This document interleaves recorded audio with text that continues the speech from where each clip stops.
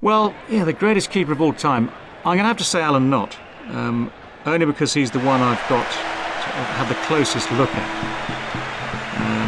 Godfrey Evans, that's a name that springs to mind from a different era. And I knew Godfrey as a wonderful character, but obviously far too young ever to have seen him play or keep wicket. But he was, I suppose, he was a sort of precursor of the keeper batsman, the man who could take the catches, take the stumpings, keep everyone happy behind the stumps. He was that sort of character too. Make runs, the ideal keeping all-rounder from a previous era. Knotty was supremely good, stood up to the stumps as well. Just imagine that combination, Knott and Underwood.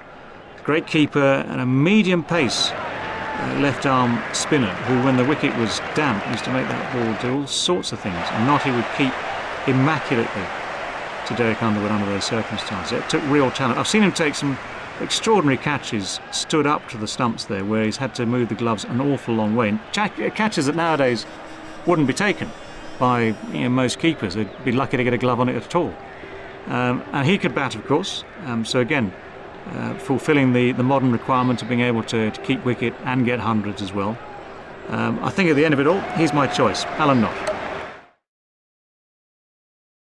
The slow bowler to start a new spell.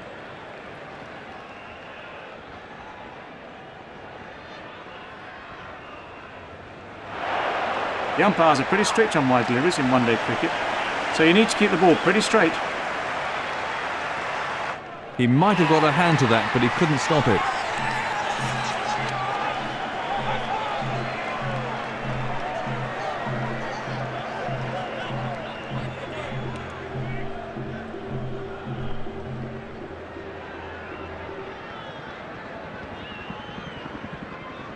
So David, what's the secret of playing the ball on the up?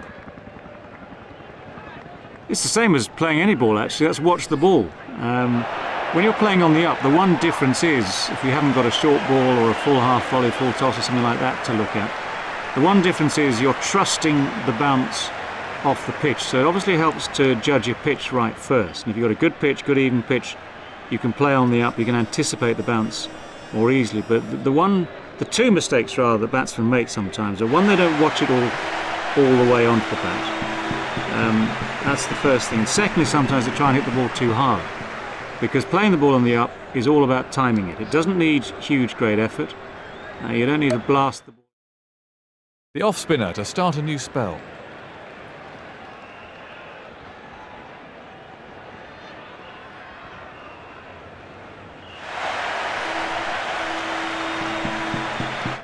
Super shot. That was 4 runs as soon as he hit it. He picked that up beautifully.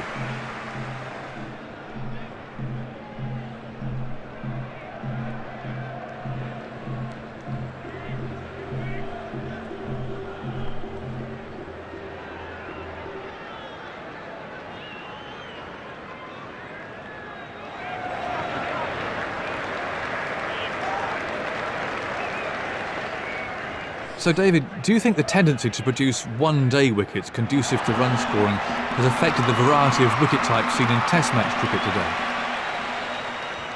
I think there are a lot of good wickets out there today, and I have to say there's a lot of pressure on groundsmen to try and produce wickets that will survive long enough for 5 days, because of course people want to get the crowds in, the boards want to see full houses for as long as possible. They don't want games over in 2 or 3 days. Nonetheless, there's still, I think, if you go around the world and you can see the sort of variety that you do still get. I mean, Perth is still one of the quickest pitches in the world, as it has been for a long, long time. Where it's disappointing, I think, is at times, say, in the West Indies, where over the years, although recently England found some life out there, over the years they've had some quite bland pitches there. And it was quite interesting to see that when England had a pretty potent attack, Harmison, Flintoff and these guys, the West Indies made pitches that suited the English bowling, and Harmison, for one, was delighted with that. He got lots of life and lots of wickets. But I think if you look around the world, I mean, groundsmen still have the ability to tailor pitches if they're allowed to, if they're encouraged to. It all depends on the situation, I guess. The left-hander to start a new spell.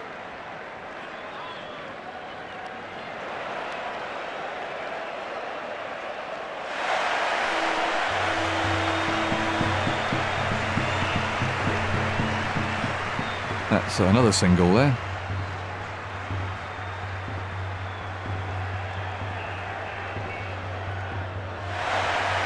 disarray. No run there.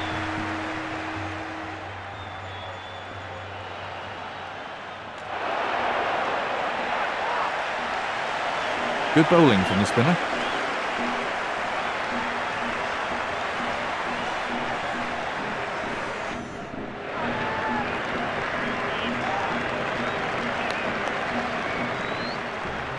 Another single onto the total.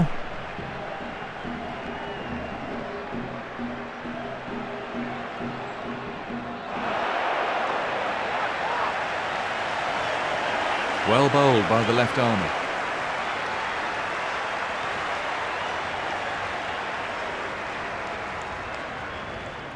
So, 2 off the over then. The off spinner to continue then.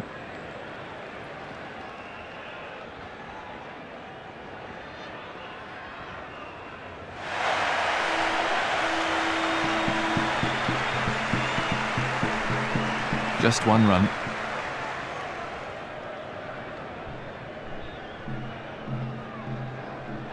Batsman was all at sea then.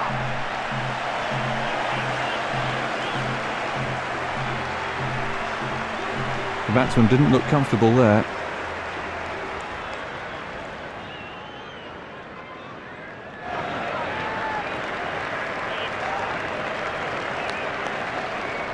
One more onto the team total.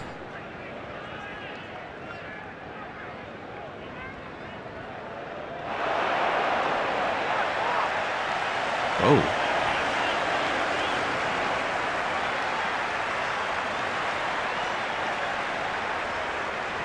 Two runs from the over. The slow bowler to start a new spell.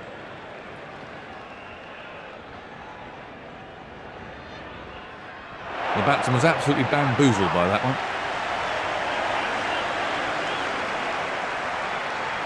Far too early on that.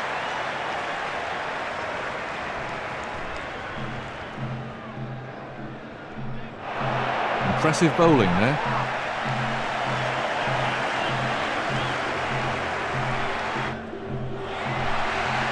He's gone for it, and he gets 6. He picked that up beautifully.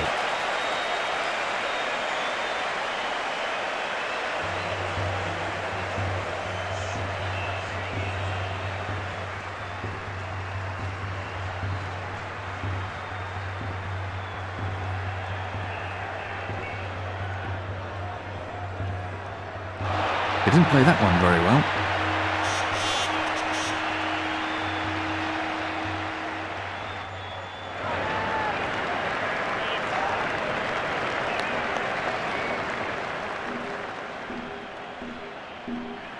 There are the bowling figures. The left-hander to start a new spell.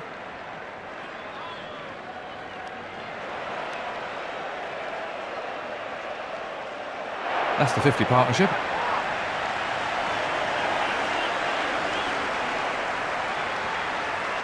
Got him!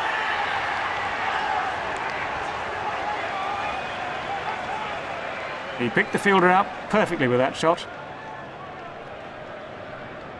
Let's have a look at the action replay.